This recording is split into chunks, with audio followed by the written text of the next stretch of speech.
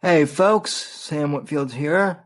I just wanted to take a moment to say thank you for downloading the audio podcast and listening to the show wherever you may be. I really appreciate it.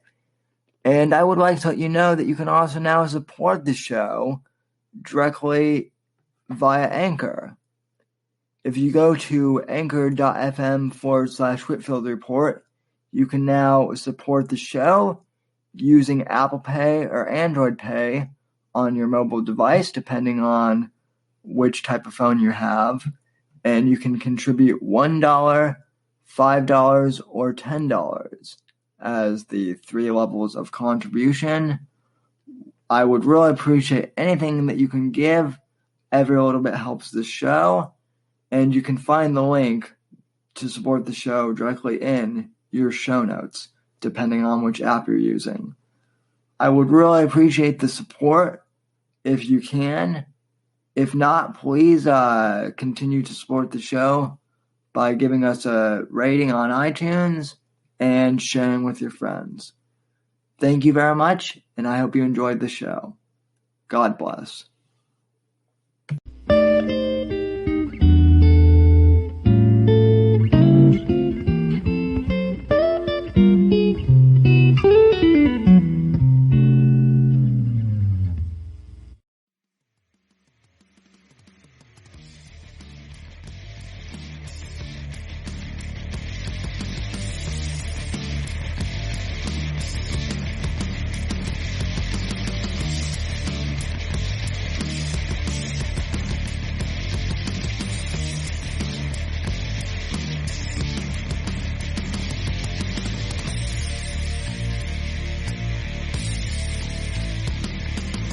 And we are live, ladies and gentlemen. Welcome to the Whitfield Report.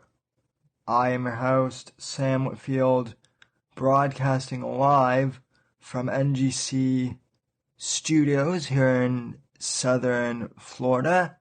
I want to thank you so much for joining me tonight. Contact info, as usual, you can follow me on Twitter at @SMW_NGC. And Instagram at @SamW_NGC. You can follow me on Gab at Sam Whitfield. Facebook.com/Whitfield Report. We just posted the live stream up there. And thesamwhitfield.com is my new website. You can also support the show in two ways. Of course, you can go to patreon.com/Whitfield and become a patron. Or you can go to anchor.fm/Whitfield Report and support the show there using the support button. And if you're listening on the audio podcast, you can just tap on the link with on your phone and go to the support link directly that way. Hey Chuck, thanks for joining the live stream. Breaking news, John McCain has passed away at age 81. Yes, welcome to the live stream as well, Bogme. I'm going to wrench you here in a bit so you can be one of my moderators. But anyway, let me get to the news story real quick. Breaking news, as I was saying, John McCain has passed on. He passed away at age 81. This from Fox News 34 minutes ago. Now I'm just reading from the headlines. Arizona Senator John McCain, a war hero who survived 5 years as a prisoner of war in Vietnam, served 3 decades in Congress, and went on to become the Republicans' nominee for president in 2008, died Saturday. He was 81 years old. In his last hours, McCain turned down further treatment, his family announced in a statement. McCain was diagnosed with brain cancer in July 2017. Doctors discovered the tumor during a medical procedure to remove blood clot above his left eye. Which was probably from all the, from all the drone strikes and endless wars that he helped us get into.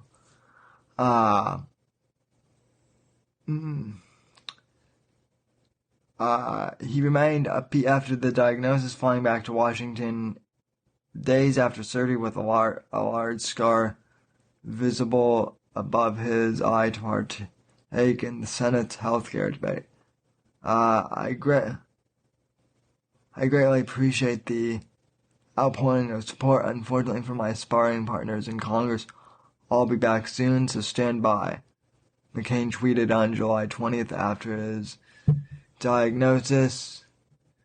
Let's see. More on his diagnosis. Let's see. He chose to discontinue medical treatment. McCain was born in 1936 in the Panama Canal Zone, where his father was stationed in the Navy. After graduating from the Naval Academy in 1958, McCain went to Vietnam. In 1967, his A-4 Skyhawk was hit by a surface-to-air missile over Hanoi. McCain was captured by the North Vietnamese, who tortured and beat him for more than 5 years. He was in solitary confinement for several of those years. My room was fairly decent sized, I'd say about 10 by 10, McCain would later write. The door was solid, there were no windows. The only ventilation came from 2 small holes at the top in the ceiling, about 6 by 4 inches. The roof was tin and it got hot as hell. His captors offered him earlier release after learning his father was a notable naval officer, but McCain refused to leave before the other prisoners. He was released in 1973. Let's see. McCain got a taste of politics in 1976. Okay, let's see.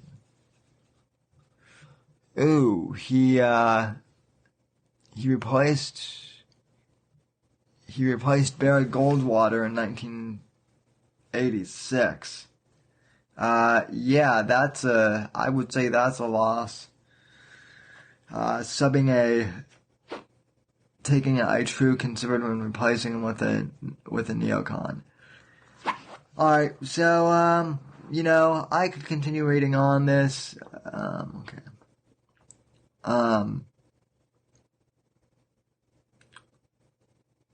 Okay.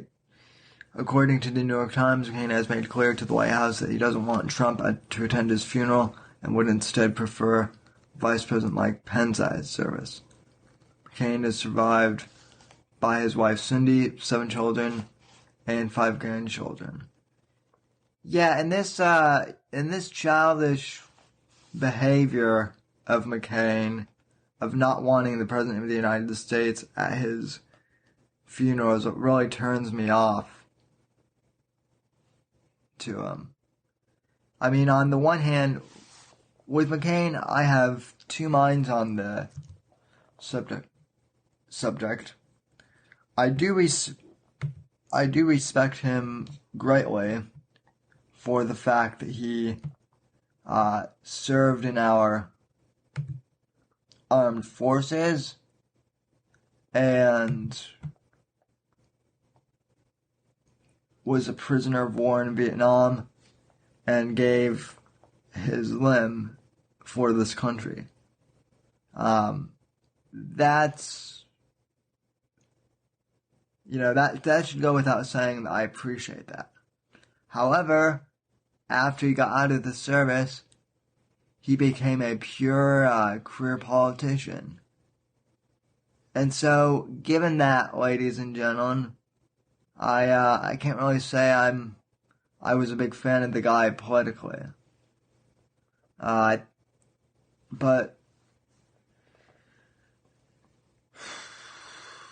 I know that some people are, celebrating the fact that he's gone now, and I think that's their right to free speech, obviously. I wouldn't necessarily say I'm glad that he's gone, but he was 81 and he had cancer. I'm not going to mourn him, but it is what it is. So that was the breaking news for this evening. Now, two other things happened this week. Actually, three things that happened.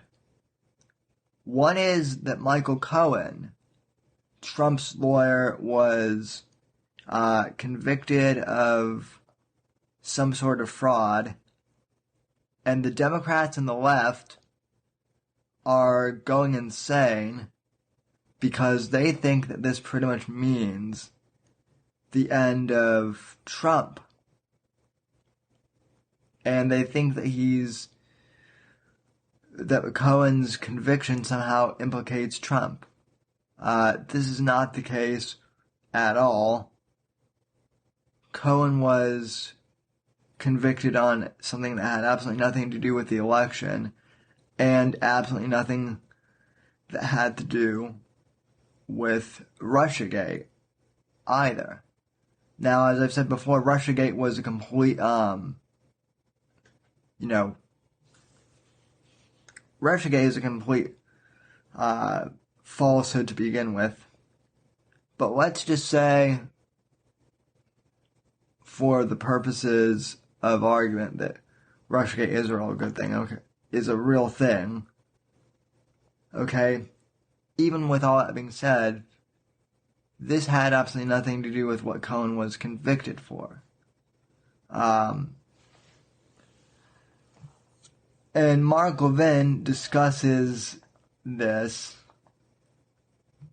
at length this week. He discussed this at length this week on Sean Hannity's show on Fox News. I want to play two clips from Levin. One is from May, so early in the summer, talking about how there's pretty much nothing on. There's no legal precedent to convict a sitting president. In fact, how the Department of Justice can't convict President Trump while he's sitting in office, and how there's nothing to convict for. Okay, that's the clip from May that I want to play for you right now. The second clip I'll play for you this evening is Levin's comments on the Cohen conviction, and how they have absolutely nothing to do with the supposed Russiagate scandal. Okay, so here's the first clip with Levin talking about quote-unquote legal precedent against the president, or therefore for lack of. This is from back in May. This is from May 3rd of this year on the Sean Hannity show on Fox News. Cut number one, go. All right, as Mollie's witch hunt continues, you might remember the great one, Mark Levin, right here on this show last summer, explaining the DOJ policy that says a sitting president cannot be indicted. This is something the media kind of forgets. Take a look. It's been the position of the United States Department of Justice under Republicans and Democrats in a 1973 memorandum and an October memorandum under the Clinton administration that you cannot indict a sitting president. Not that this president would be, that's not my point. As a matter of constitutional interpretation, for 44 years, that's been the position of the Department of Justice. We've had law professors, homeless people, would-be law professors all over TV and radio talking about obstruction of justice. We've had media types talking about it. We've had members of Congress talking about it. It doesn't matter. The official position of the Justice Department is we don't charge a sitting president with a crime. Now, Mark reiterated that point on this show just a few weeks ago. You may remember. a sitting president's amenability to indictment and criminal prosecution. The indictment or criminal prosecution of a sitting president would unconstitutionally undermine the capacity of the executive branch to perform its constitutionally assigned functions. Page after page after page saying a sitting United States president cannot be indicted. Now, my question is this. Did they issue another memo over there at the Justice Department reversing these two memos during the Nixon administration and the Clinton administration? No. He joins us himself with reaction. The host of CRTV's Levin TV, the host of Life, Liberty, and Levin, the #1 show, Sunday nights, 10 Eastern, right here on the Fox News Channel. I call him the Great One, Mark Levin. I wanted to play that again because, as usual, on legal matters, you're ahead of the curve.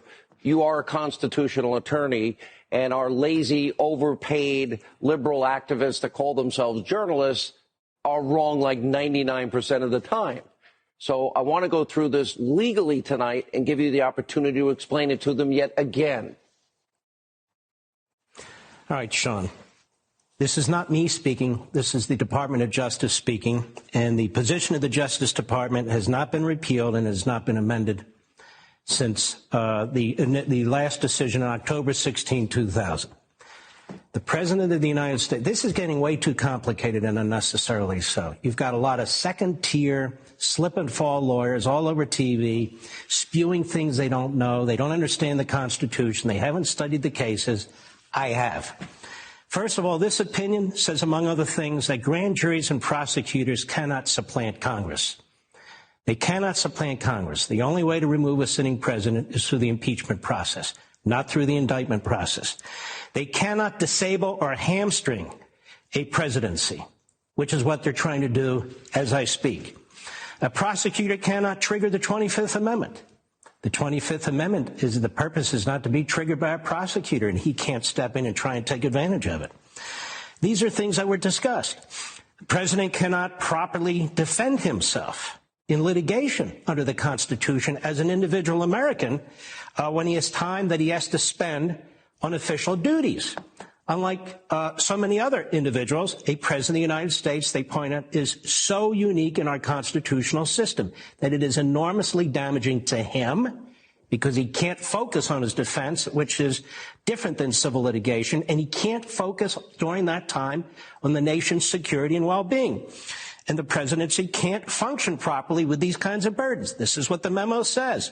He cannot be indicted as a sitting president, period. This is why, despite all the pablum about, well, presidents have received subpoenas before, tell me, name one president who's ever been before a federal grand jury.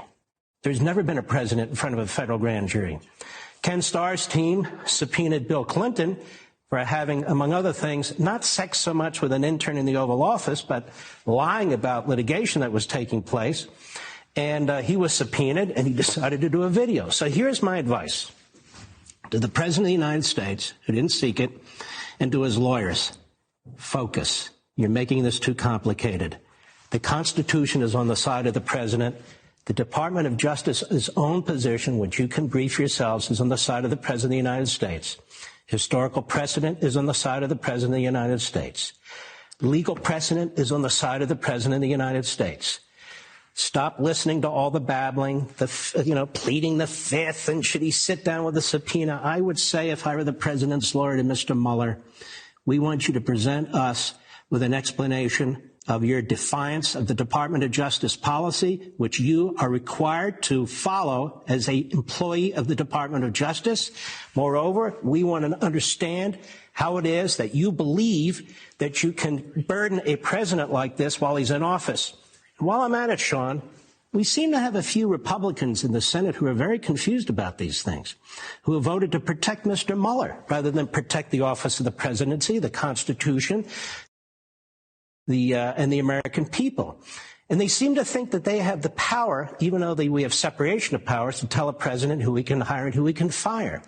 The part of the problem the president has is he's dealing with ignoramuses, both inside his party and outside his party, and some of whom are dressed up as lawyers. So I would take this all the way to the United States Supreme Court. I would make Mueller and his band of Democrat prosecutors make their case all the way to the United States Supreme Court. If they try to subpoena him in any way to appear before a federal grand jury and make them make their case against their own Department of Justice, against Supreme Court precedent, and against the Constitution of the United States. And if it takes 6 months, it takes 6 months. And if it takes 6 years, then by God, it takes 6 years. We're not just talking about the president, which would be enough. We're talking about protecting the office of the presidency, separation of powers. And when you look at those 49 areas of questions, there's not a single criminal statute. There's not a single obstruction. What has been obstructed? They're not investigating Russia? What is it that they're not investigating that they don't want to investigate? No. They want to know his intent on whether he obstructed. They want to treat him like they treated Martha Stewart. Well, guess what? He's the president, Mr. Mueller. This isn't one of your failed anthrax cases or one of your failed Whitey Bulger cases. This is the president of the United States. You know what that means? We, the people, have a stake in this. We, the people, get to decide. The framers decided the only way you remove a president is through the body politic, through the House and the Senate, and it's a heavy burden, not by some rogue prosecutor with a bunch of Democrat prosecutors. They don't get to do it, and the people need to rise up and demand that this go all the way to the Supreme Court to put these rogue prosecutors in their place.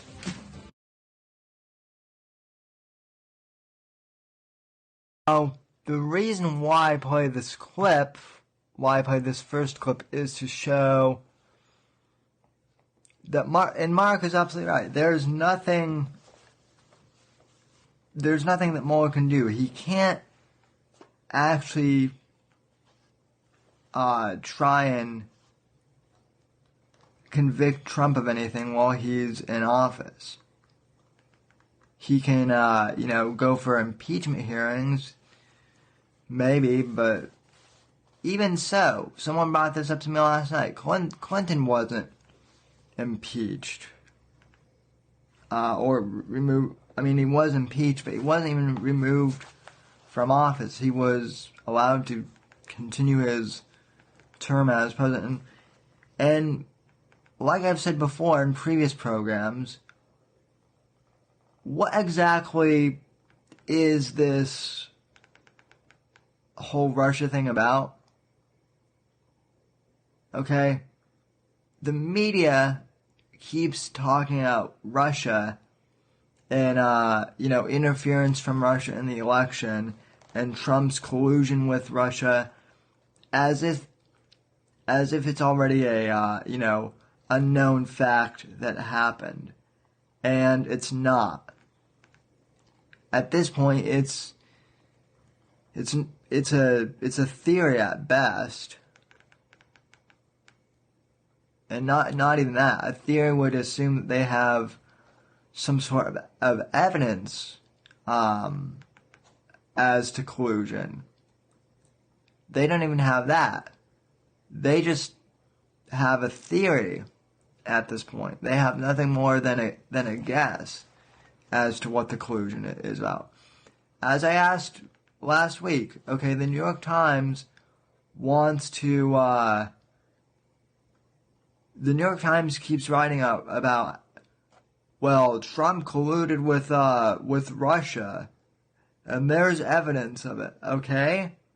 Well then, what exactly is the evidence?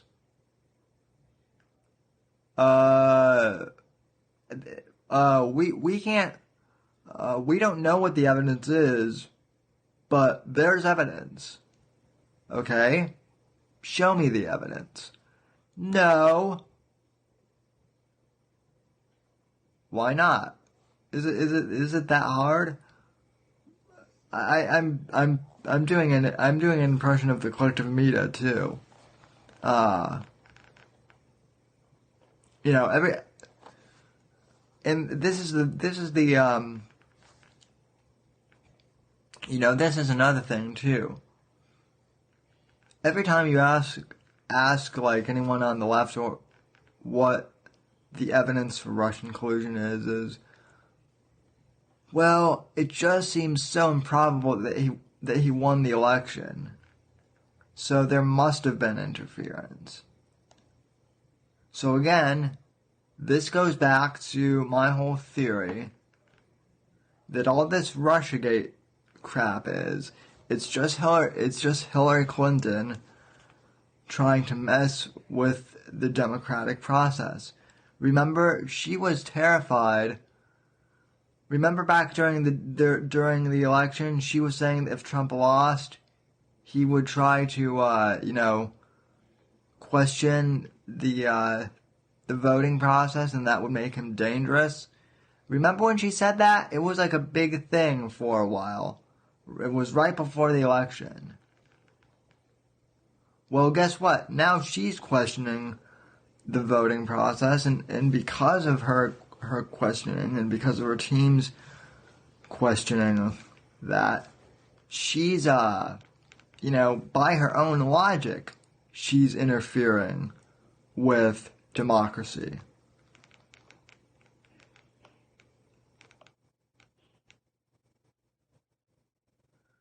Yeah, and I'm reading some of the comments. Collusion doesn't even sound, that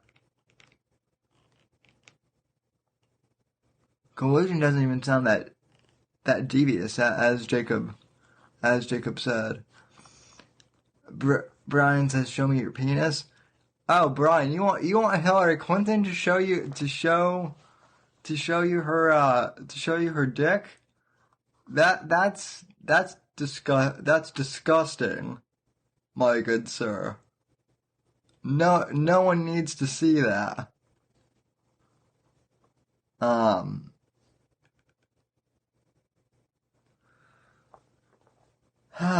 in all seriousness, I'm getting sick and tired of this collusion thing. Of this whole thing of Russia was involved in the election. I'm honestly getting sick of it. I don't even think Republicans were this hell-bent with the Obama birther thing.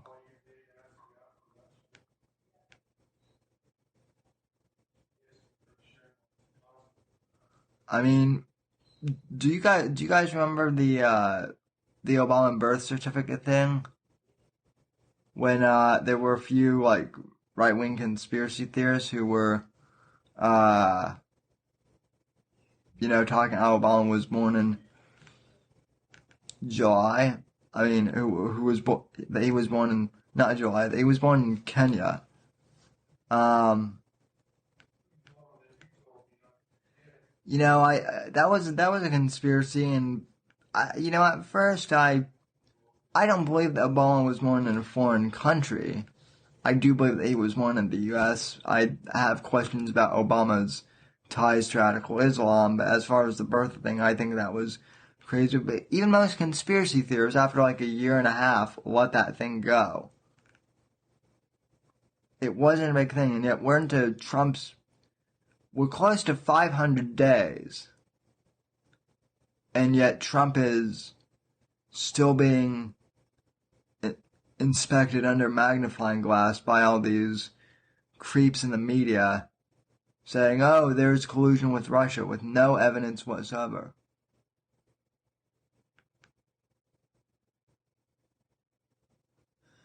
So, let's see.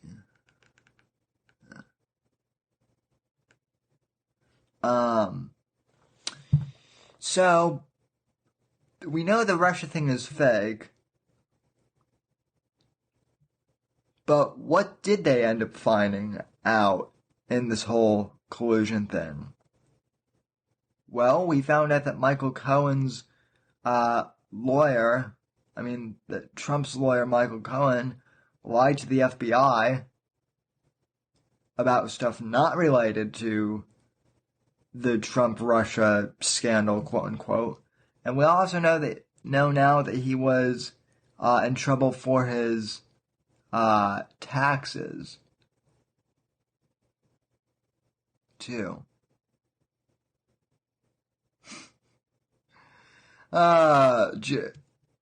Jacob says, July, Kenya, time, place, same thing. So, yeah. Folks, if I seem a little off tonight, it's because I am. I am a little off tonight, and I don't know exactly why. Part of it is we've had really bad red tide here in Florida. In fact, it's made national news about how bad the red tide is. And my allergies, they were kind of driving me crazy today. So if I seem a little out of it, it's allergies. But even so, bear with me. I'm glad I've got 4 live listeners, and I'm sure, people will enjoy listening to the audio version of this too. So as I was saying, what did we find out in this in this Mueller investigation? We found out that Michael Cohen was corrupt. But that's not really a surprise, is it? So here's Levin talking about, So here's Levin talking about, damn it, Brian. Well, my pants are on, but they won't be on. But they won't be on for long after the show. So, oh yeah, but I am on Stitcher as well. Anyway, Trump's lawyer Cohen has been convicted for crap that doesn't even relate to the Russia investigation. So, that's nice to know that after 500 days we found out that Trump's lawyer was corrupt, which, let's be honest, most lawyers are corrupt. And if you have a lawyer named Michael Cohen, I mean, doesn't the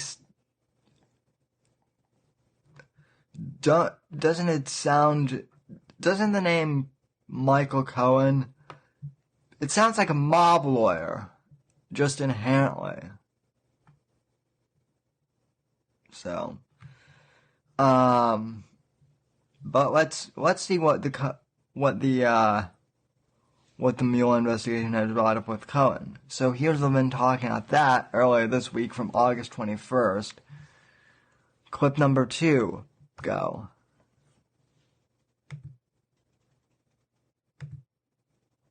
I thought I had the file loaded. Let's see.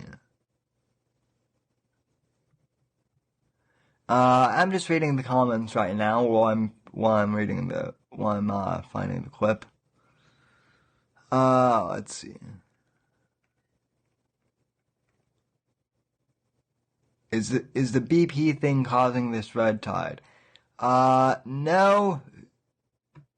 Well, Jacob, I don't know what it is. It's some bacteria regarding yeah.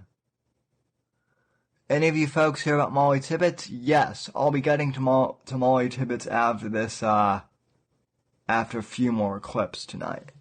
I don't have the American Watchman Roundtable podcast tonight, so I'm going to do a little bit of an extended show tonight. So yeah, we'll get to Mollie Tibbets here later in the program. I haven't had a good long program for a while, so we'll be doing one tonight. Anyway, though, here is Mark Levin talking about Michael Cohen's conviction and how it has absolutely nothing to do with the Trump Russiagate scandal. Cut number 1. Go.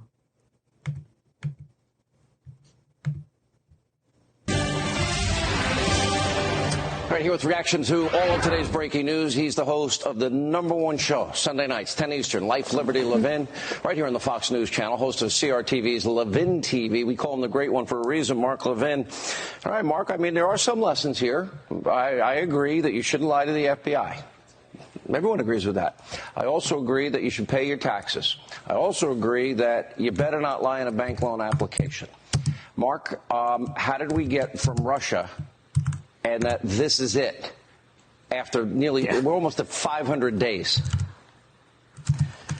All right, I want to address Michael Cohen. How did we get to that? I want to help the law professors, the constitutional experts, the criminal defense lawyers, the former prosecutors, and, of course, the professors. I want to help them understand what the law is. The general counsel for the Clinton mob family, Lanny Davis, he had his client plead to 2 counts of criminality that don't exist.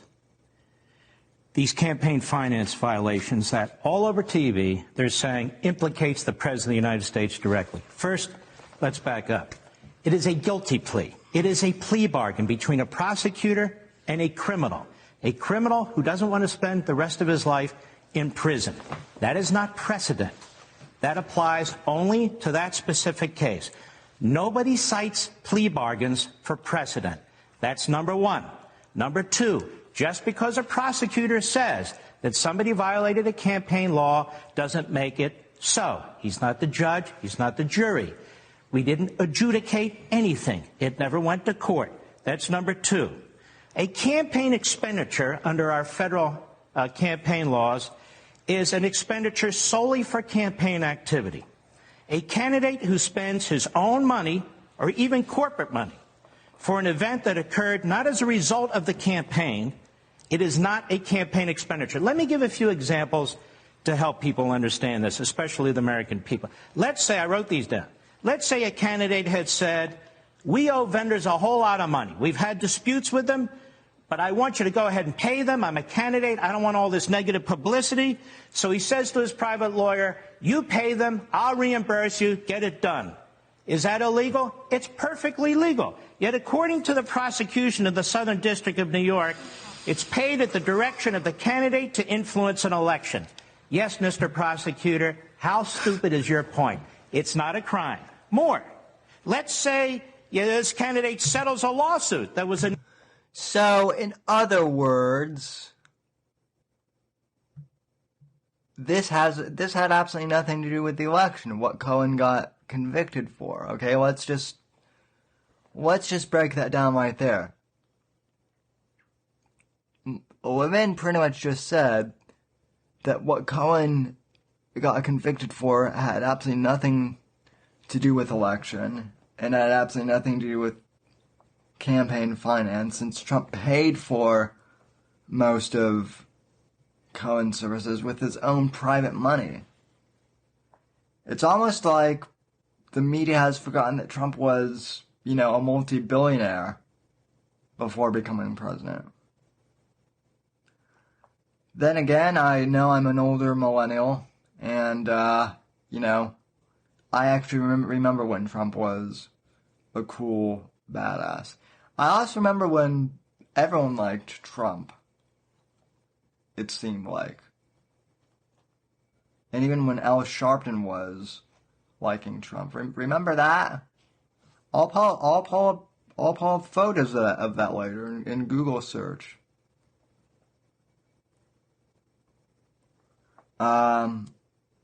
Okay, word around the campfire. Trump's getting ready to pardon Manafort. The shame. The shame. No, well, I mean, it's just a rumor at this point. I mean, Apple had rumors a few years ago that they would have a phone that would just connect directly to my brain. And yet, they haven't invented that yet. So, it's all rumor mills at this point. But anyway, as Levin was saying, Cohen's conviction had absolutely nothing to do with the election. So, let's find out what Cohen was actually up to. Continuing on. Before he becomes a candidate, and he says to his personal lawyer, I want you to settle that lawsuit. You can use my corporate funds, my private funds, whatever it is. That is perfectly legal, too. The prosecutor would say, but that influenced the election.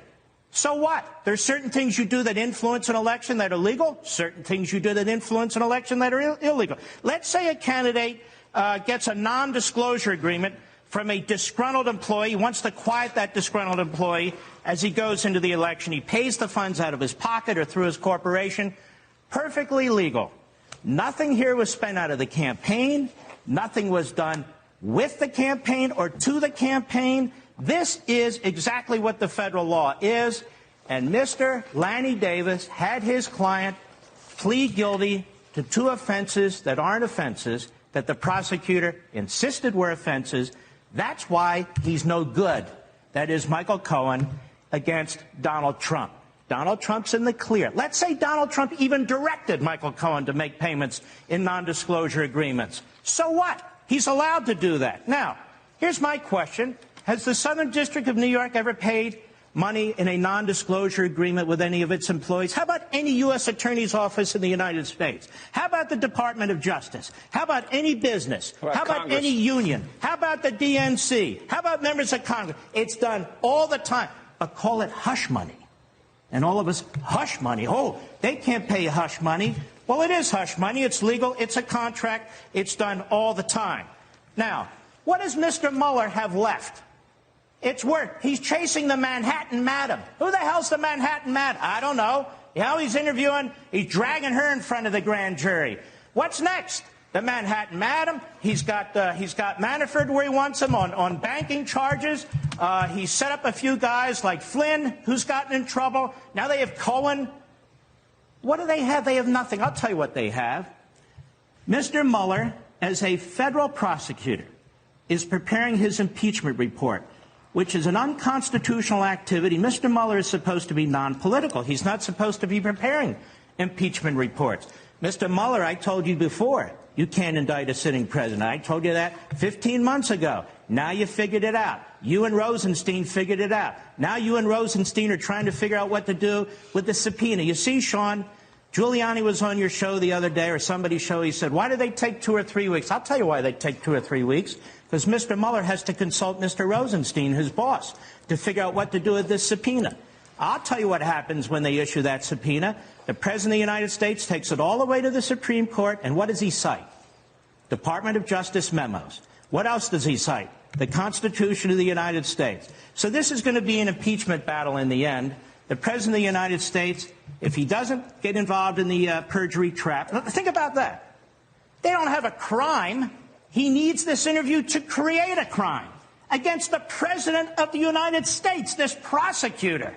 Well, that's pretty damn outrageous. So in any event, I want the news media to understand, you know what took place in the Southern District of New York? Nothing that matters. Zippo. You know, Mark, there was no violation of federal campaign laws. Lanny Davis blew it. Lanny Davis, he puts out a tweet today. Today, Cohen stood up and testified under oath that Donald Trump directed him to commit a crime. You're a dummy, Lanny, by making payments to 2 women for the principal purpose of influencing an election. If those payments were a crime for Michael Cohen, then why would they be a crime for Donald Trump? They weren't a crime for Michael Cohen. He screwed himself, and they're not a crime for Donald Trump either. Now move along and go back into your corner with Hillary Clinton. So what we have found out after 2 years almost is that, you know, Cohen might have screwed himself, Manafort might have screwed himself, but basically, the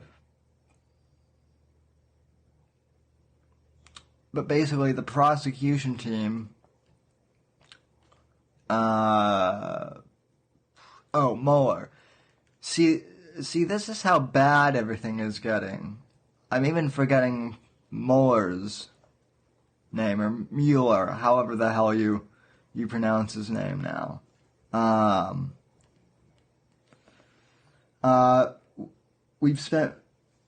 Mueller has spent 2 years going after Trump, and he has nothing to show for it. And by the way, isn't all this stuff being like funded by the taxpayers indirectly, since it is because, at this point, Mueller's wasting public money. So, at some point, Trump's gotta say, all right, you're out. Bye. See you later. See you later, asshole.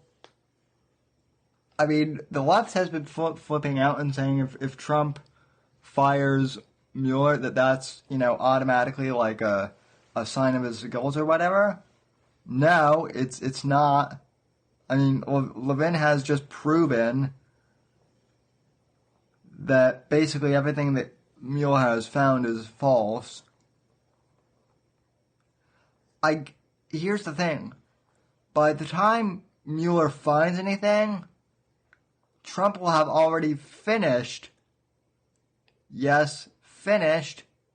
Not his first term, but his second term. I bet it will take 2024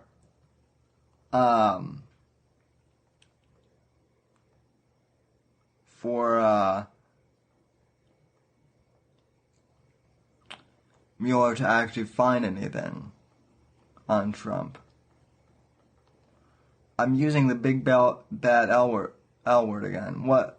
Litigation? Yeah, well, I mean, logic is a bad word too, but yeah, so is litigation. And in Trump's case, there is absolutely no litigation going on.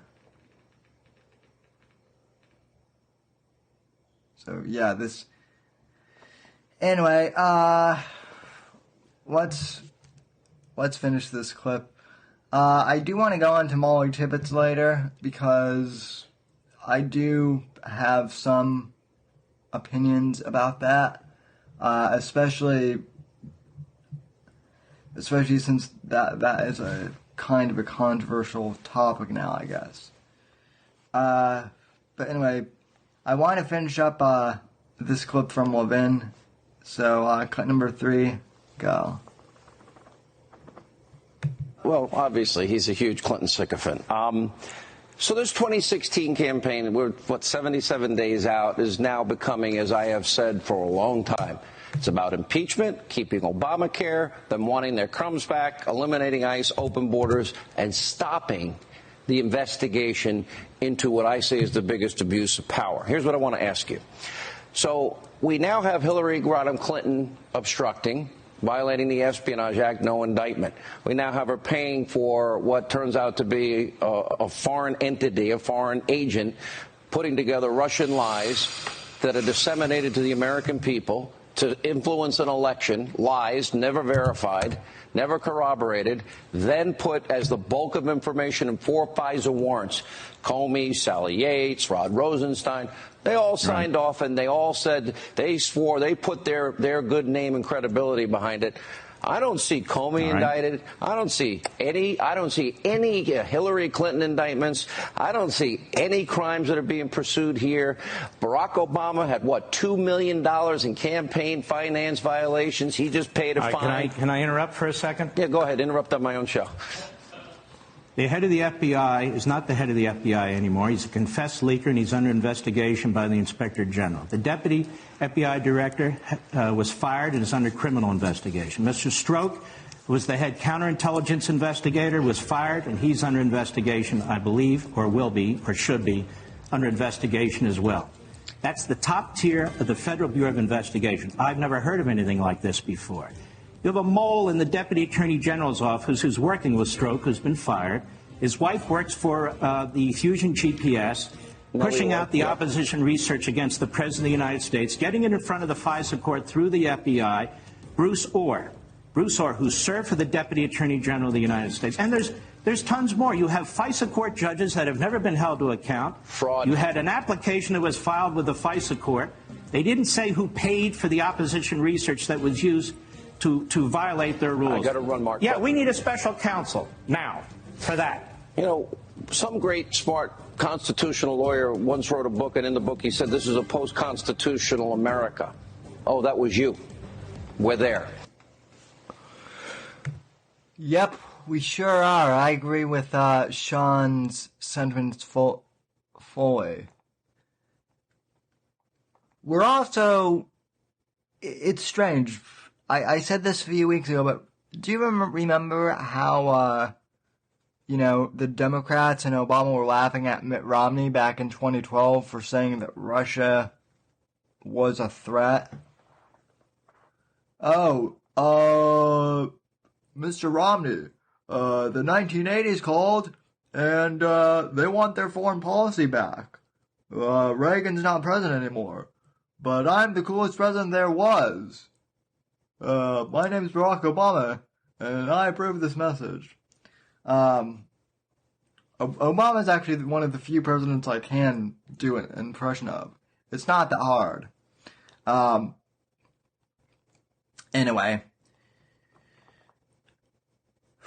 Isn't it funny how the Democrats were making fun of Romney for saying that Russia was, a threat? And granted, I mean, Romney was a milquetoast candidate, and, Putin, say what you will about him, he's a strange dude. But he's not the Elliot Carver, James Bond villain that the left makes him out to be. But now in 2018, the Democrats are, everything is Russia's fault. So,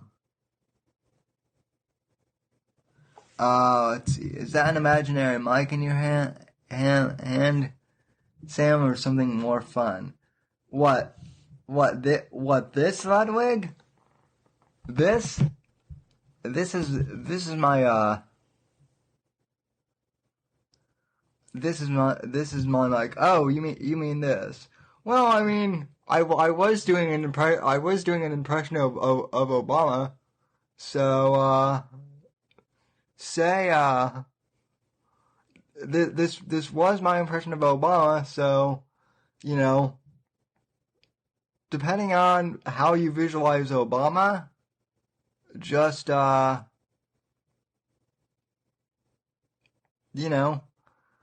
take what you will, from what was in my hand. I mean, I would like to think it was a mic, but knowing you guys, it was something else. So, yeah, and Jeff, you are gonna want a lot of whiskey, especially after what I'm about ready to read you. All right, the Mollie Tibbets thing. Let's get on to that, shall we?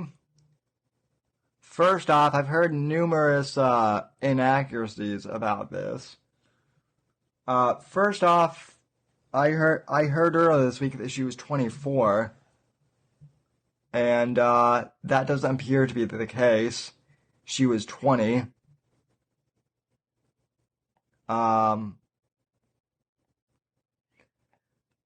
So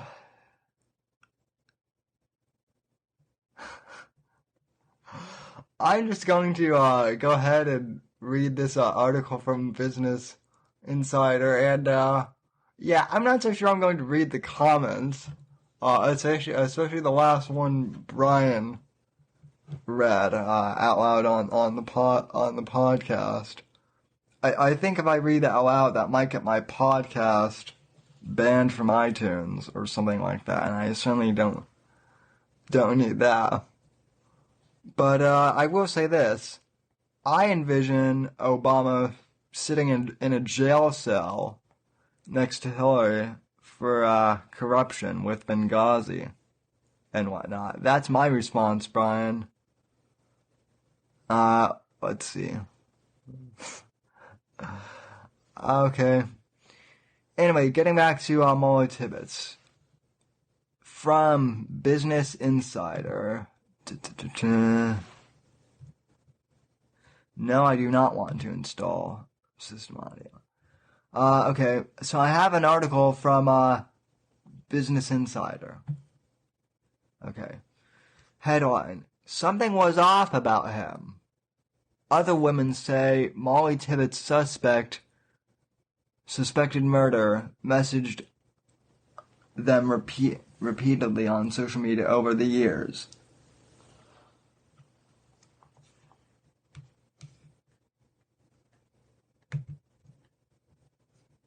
The man charged with first-degree murder and the death of 20-year-old Mollie Tibbets reportedly made repeated unsolicited advances on social media towards local young women. One woman told the New York Times that she once rejected Christian Bahena Riviera's advances, but he repeatedly messaged her over social media. She said she discussed Bahena Riviera with female friends, and they said he messaged him too. Something was off about him, said a 20-year-old Iowa woman who turned him down for a date. The man charged with first-degree murder and the death of a 20-year-old Mollie Tibbets made repeated unsolicited advances on social media towards local young women, according to a New York Times report, which we will not be reading because it's the New York Times. Although, to be fair, Business Insider isn't that much better. Brooke Bestall, a local 20-year-old woman, told the Times she once turned him down when he asked her out on a date, but he repeatedly messaged her on Facebook late at night, though they didn't speak in person. He would just stare. He wouldn't really talk, but still said something was off about him. So, wait a minute. Am I the one who's confused here?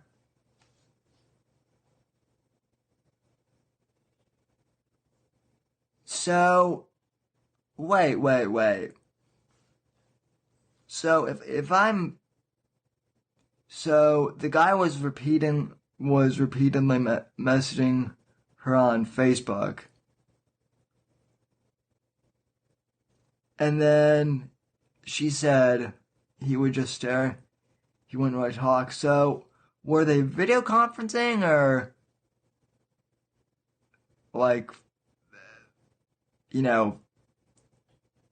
just messaging each other? I'm confused. Later, Alana, thanks for tuning in. Am I the one who's confused by that? Maybe the article has something further on that. Okay. But still said he would just message her over and over, every week or so. She said the most recent message came June 13th at 3 a.m. After Bahena Riviera was arrested, two of Bestall's friends told her that he had also messaged them, and that Bestall said she wondered how many other girls he was trying to talk to.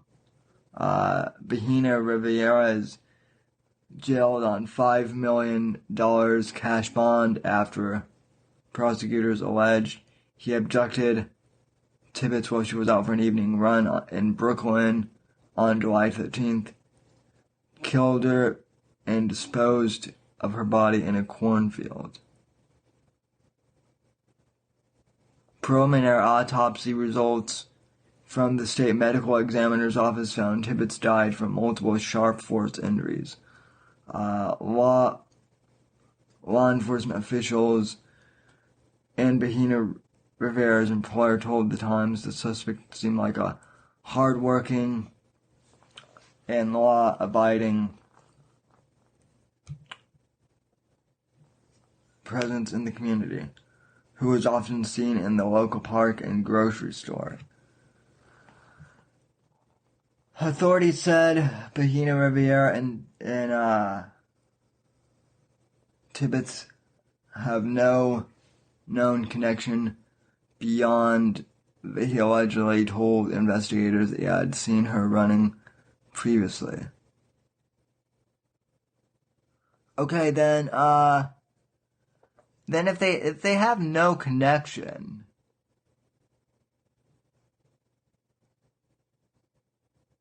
if they had no connection here, folks, and believe me, I'm not blaming Tibbets for anything.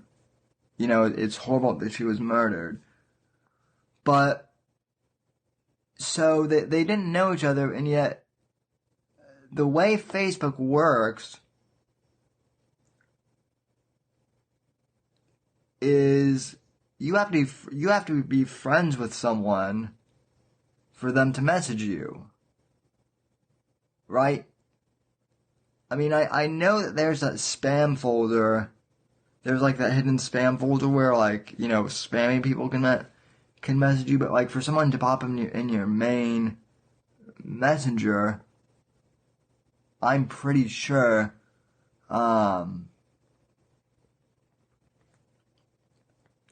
that you have to be friends with someone, right? So why would all these women friend this guy that they don't even know?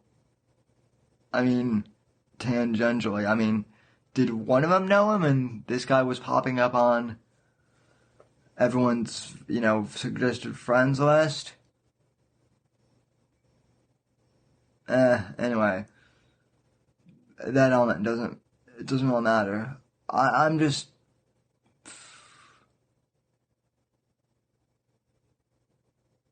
Yeah, I'm just wondering. Yeah, Jeff, you just hit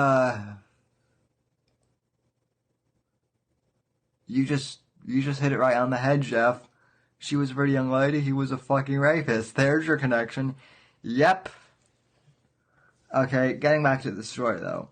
The case has rocked the small town and dominated political discussion after President Donald Trump jumped on the news that Rivera was allegedly in the country illegally and called for stricter immigration laws, calling current laws a disgrace. The Tibbets family has hit back at the illegal immigration discussion surrounding the case. Oh boy. The heavy coverage of the Tibbets case has sparked online discussion over a recorded 48 minimum 48 Iowa juveniles who went missing in July. Though the nerve-wracking statistic circulated online, officials told USA Today it was within expected rates.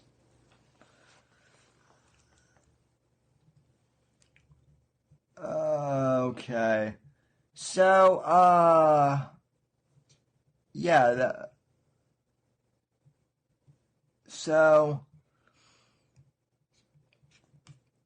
that's the article, ladies and gentlemen. Now, like I said, it doesn't really make sense to me how they were connected on Facebook. Like if they didn't know each other that well. I mean, they had to have known each other to be connected on Facebook. You know, or maybe Molly is like a lot of these girls who just like, you know, and not just girls, but millennials in general who just, you know, friend people on Facebook who are in the suggested area. I don't know. And again, I'm not blaming her, obviously. Don't take my comments out of context. What happened to her is obviously horrible. But I mean, the social media thing does weird me out a bit. That's all I'm gonna say.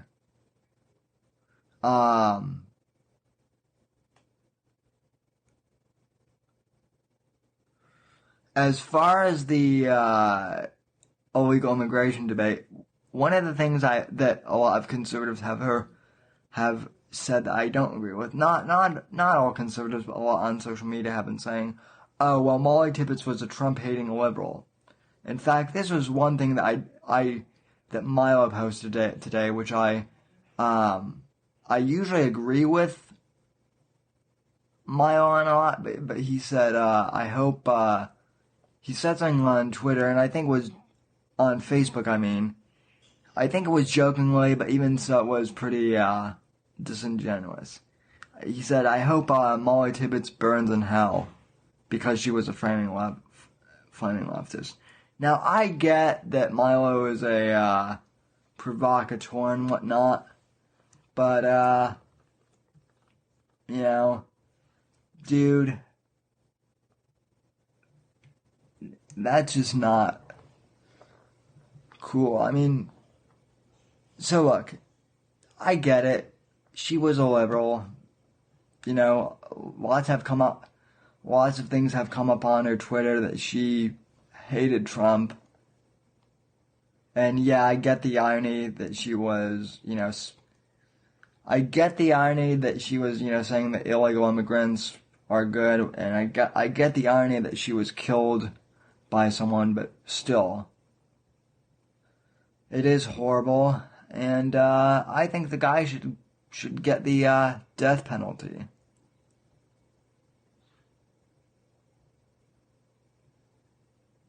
So, people want my opinion on this. Here's what I'm going to say. I don't think the fact that she was a liberal, really changes anything. It's unfortunate, but it doesn't change anything for me.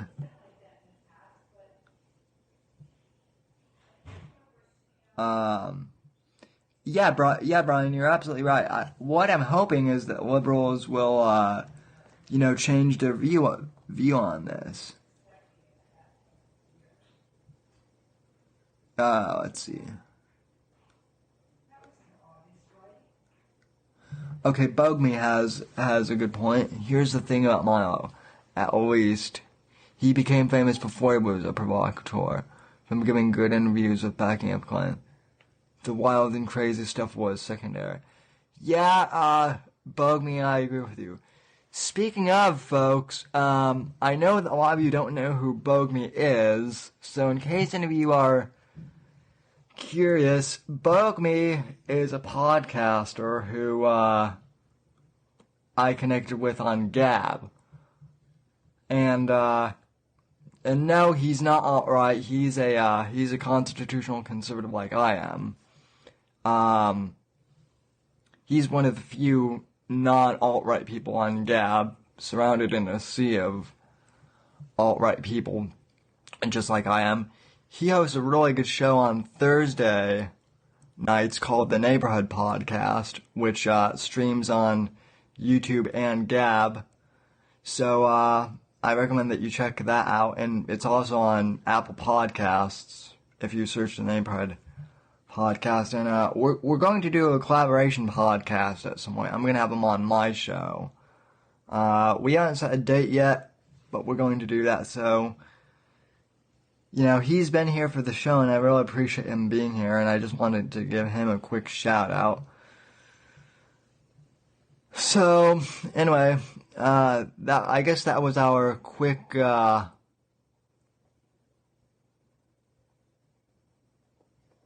guess that was a quick break. Well, yeah, Bogme, I mean, here's the thing about alt-right. When I first heard the term alt-right, I thought it was just like an anti-establishment term. I thought it was a term just meaning like anti-establishment, conservative, kind of like alternative right. And then Richard Spencer had to go and hijack the thing and turn it into a white nationalist mantra, and then the left's got a hold of it, and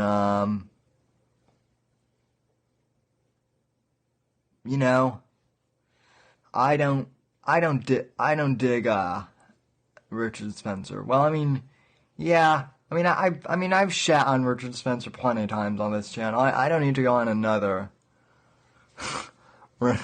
rant. But I will say this. I hope one of Milo's boyfriends corners Richard Spencer in a dark alley at some point. So, read into that what you will.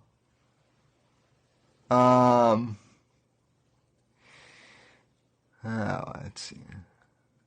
The focus needs to be on this guy breaking immigration laws, but the conservative media will get it wrong, of course. Let's see. So we're calling Gimme now.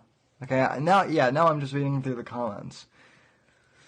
So I'll tell you, politics is getting weird. I mean, it's been weird, but it's getting weirder. Oh, so let's go on to our next story now that we're kind of, BSing. Over the past 3 weeks now, I've been talking about Alex Jones being banned from social media, and I'm not going to repeat my whole spiel on that exactly. If you guys want, you can tune into my other 2 shows that I've done about that. Those are on Apple Podcasts and YouTube and everywhere else. But I will say this: Bill Maher. I will admit I have to applaud Bill Maher because last Friday, or no, it was this previous Friday, on his show, he stood up for Alex Jones and said that free speech applies for everyone. There was a big panel on his show, and he actually got into a debate with a lot of these SJW liberals who were saying, thank God that Alex got banned from social media. And, like I said, I think Bill Maher is a moron on most stuff, but,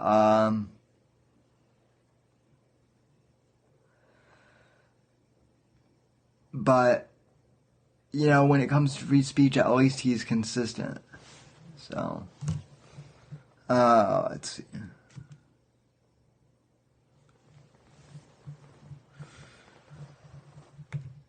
Let's see. Here's Bill Maher on the banishment of Alex Jones from social media. Clip number 4. No, clip number 3. Go.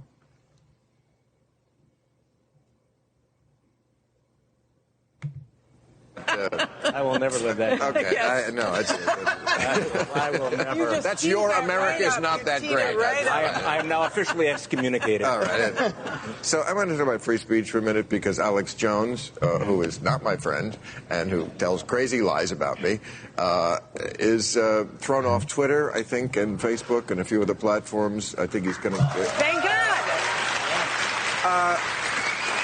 Well... If you're a liberal, you're supposed to be for free speech. That's free speech for the speech you hate. That's what free speech means. We're losing the thread of the concepts that are important to this country. Either you care about the real American shit or you don't. And if you do, it goes for every side. I don't like Alex Jones, but Alex Jones gets to speak. Everybody gets to speak. Sure, but he doesn't necessarily get to speak on Facebook or Twitter. No, I get that. If a guy goes out, and this is not opinion, if he engages in vile slander and fabrication about about children who were murdered at Sandy Hook, and he harasses the parents of children who were murdered at Sandy Hook, that's not... You know what? Facebook, Twitter... None of them have an obligation to provide him a platform. I understand that. I understand that. Yeah. But and even more importantly, this is not the internet of 1996 where you put up a website and, he's using, like, the public pipes. Like, these companies, Facebook, YouTube, Twitter, these are the majority of time Americans spent on the internet, right? We're talking, for the internet, this is ABC, CBS, NBC, right? And they're making money off of him. They're running ads against him. So, I agree with you about free speech, and that's of concern to me as well. I also don't think those companies should be profiting off of what he's saying. And so we all agree on that. That private enterprise does not have any obligation. Right. If you make a T-shirt that says "Your mother sucks cocks in hell," right, they don't have to sell it at Baby Gap. We get that. Okay, but I'm just saying. Okay, here's the problem though, is Facebook and Twitter and all these social media websites pretty much own a monopoly on communication. Right? They're pretty much all monopolies in terms of social media communication. And so when they're collectively all banning Alex Jones and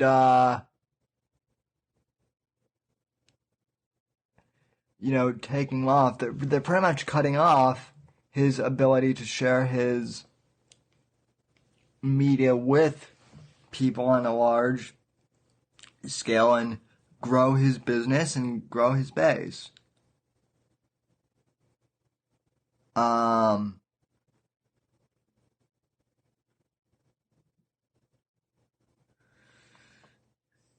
So, Bill Maher's arguments, comparing that, to comparing, forcing Alex Jones to stay on Twitter to, selling pornographic t-shirts at Baby Gap. That comparison, while funny, is not going to fly because, you really can't compare the two. Gap does not have a monopoly on where clothing designers can, sell their stuff. Facebook and Twitter and all these social media websites, they do have a monopoly on this shit. So, that argument is stupid, but I do agree with Bill Maher's initial, thing that free speech should be for everyone. And, so, good on Bill Maher for saying that, but, the Adam ruins everything guy, he is annoying. So, yeah, the sports coats are bad too. Really bad. I actually have Adam Conover's. I have that blazer in blue, and it looks a lot better. So,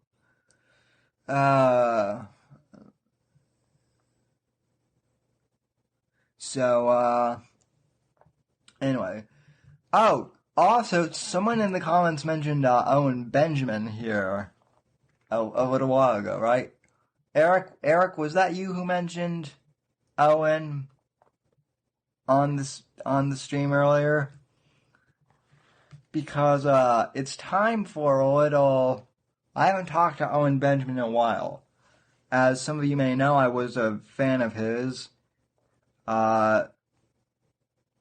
earlier this year, and then I wasn't once some of his lackeys went after me for defending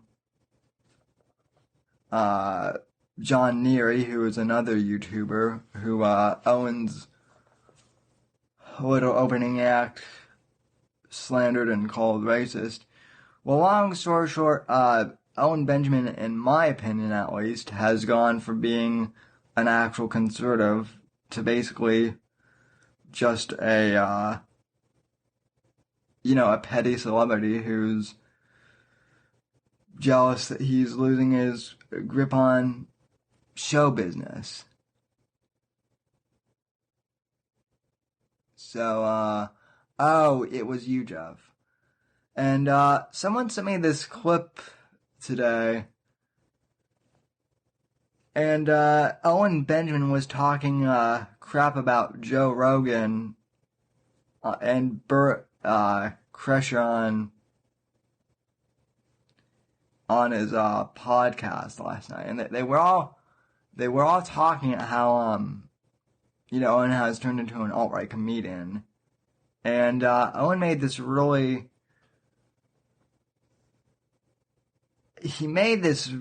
distasteful, response, basically slamming his former friends, really, it seemed like, to me. And, he called them all losers. And, a whole lot more. So I do want to play a few excerpts of this video that Owen put up. I know, I know that a lot of you don't want to, watch this, but let's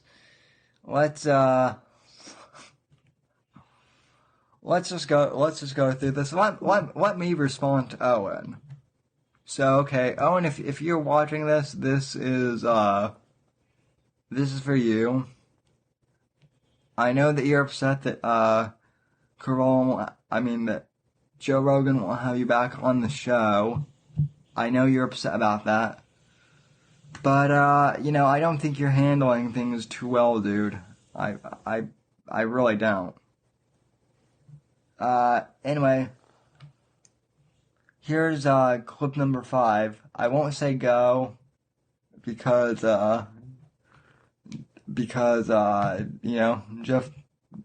Jeff is kind of calling me out. I do realize that I'm saying that to myself, by the way, Jeff. It's more for the audio podcast listeners that I say that. So, anyway, here is Owen's overreaction to people not even really criticizing him, but making jokes about him.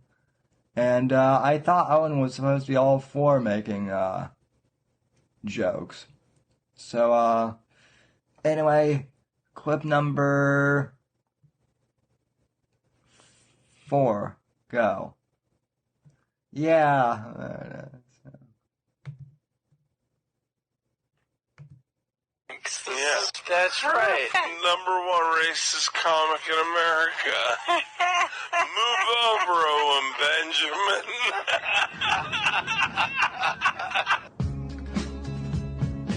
Oh, well, you can't work in Hollywood. No one's even going to talk to you. But you couldn't say, like, look what happened, even just like. I don't disagree. I hadn't thought it through. But imagine that. Like, imagine if you are consive. If you're a pro-Trump comedian, right. There are people out there who will buy your stuff. You could have voted for somebody and also not be really give a fuck about them. Right, but why are there no? Is this somebody? Why are there no right-wing political comedians? Isn't it? There's another guy who's Nick DiPaolo. He's gotten super right-wing though, and I think that it's hurt him, right? And then there's also he kind of went off. Okay, wrong, Whitney. Nick DiPaolo is kicking ass right now. And by the way, I have a feeling that Owen is going to turn on him soon, because as Owen is losing patrons, Nick DiPaolo seems to be gaining patrons for his premium. Yeah, I ought to say roll. And by the way, I know that Owen has said that Whitney looks like a melted candle, but I don't know. I mean, I know that she's liberal. But, I don't know, she's kind of hot in my book. So, but, anyway, continuing on. Over the deep end, but Owen Benjamin. Yeah, Owen's too far out there. Owen's just looking. Owen's kind of like. Well, I think he seems like Roseanne's son a little bit, but out in the woods. No. If I'm Roseanne's son, he's the son of, like, I can't even just, like, if you go into a swamp and you see, like, something move, but you don't know what animal it is, like that. Like, you ever go into a swamp and you see, like, a rustle, like a movement, but you don't know what animal it was? You're like, what the hell was that? Theo's the son of that. But isn't he, like...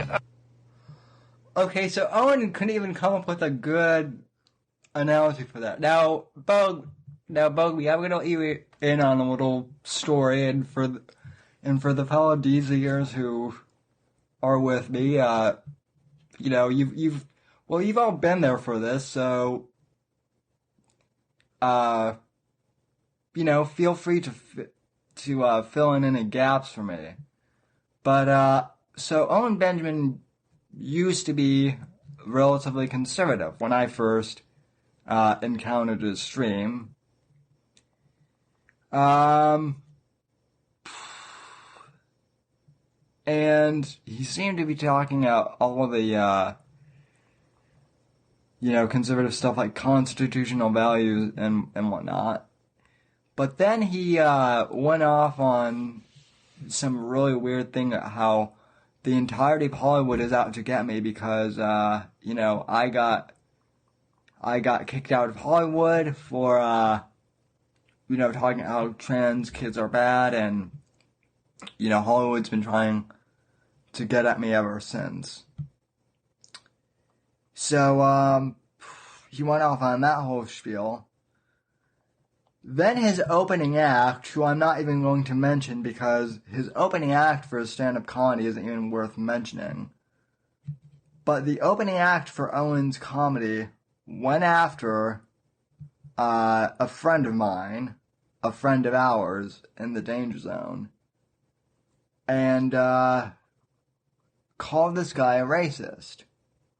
Called my friend a racist. And this was Owen's opening act.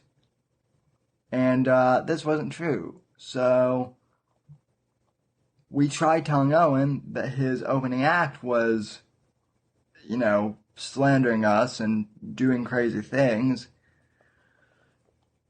But then Owen decided to, rather than investigate the evidence that we were presenting him, he chose to call us all crazy. And then he was making fun of a disabled comedian who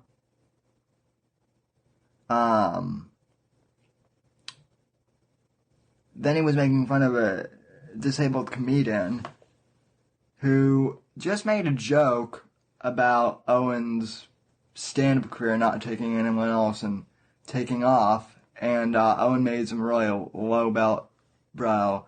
They weren't really even jokes, but they were basically low blows. So then I tried, confronting Owen about that, and his cult fans who are cult-like, they came after me. And now he's just even going after Joe Rogan, who, if you want my opinion, Joe Rogan's not conservative, but he's more conservative than most other comedians in Hollywood.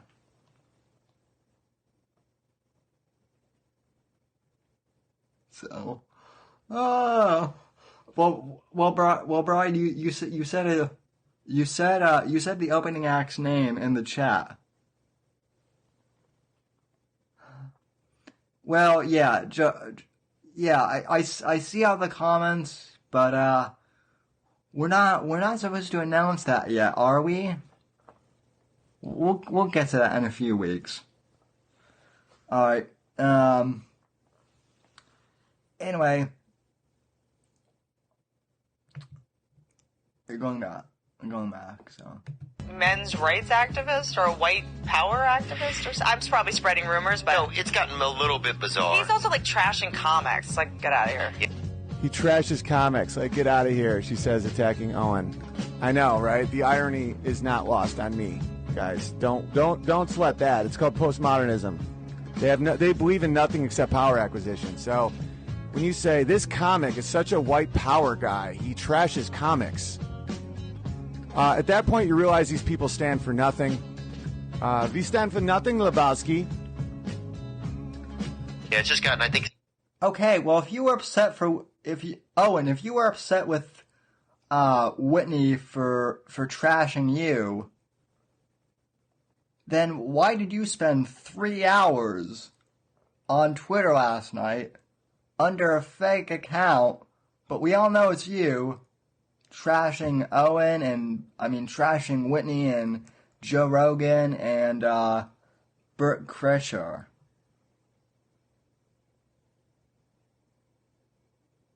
Are you the guy who is do as I say, not as I do? That's what you're becoming like, dude. Hate to say it. Some of it's gotten a little bit, some desperation that happens when you aren't here. Yep. But it's interesting when someone says someone's desperate, who literally fucked a one-legged stranger on Craigslist, and he didn't know she had one leg until the lights were on the next day.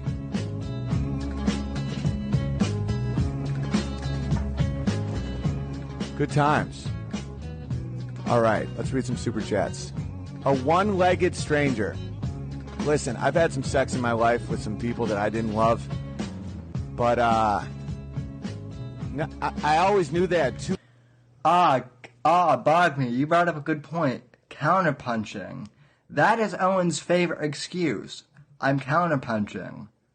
Okay, counterpunching is when you try and use logical arguments against someone, and I realize things have changed, but I ascribe to the Andrew Breitbart book of counterpunching, which is that you counterpunch with logic and whatnot. You don't need to get down on someone's level to counterpunch. Okay? I come from the Breitbart Limbaugh school of conservatism. So, which is obviously different than what Owen comes from. Yeah. Counterpunching, donkey punching, giving dirty Sanchez's. I don't even want to know what that last thing involves, Jacob. Legs. They were never off Craigslist. And, I mean, it's just, that's a level of depravity and desperation and weird. Two legs are... So Owen, you're saying that having sex with one-legged people is offensive?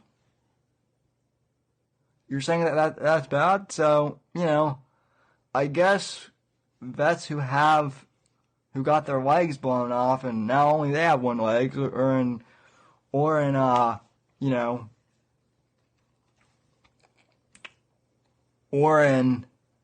that case, or in some cases, they got both their legs blown off. You're saying that, having sex with legless people is, depraved?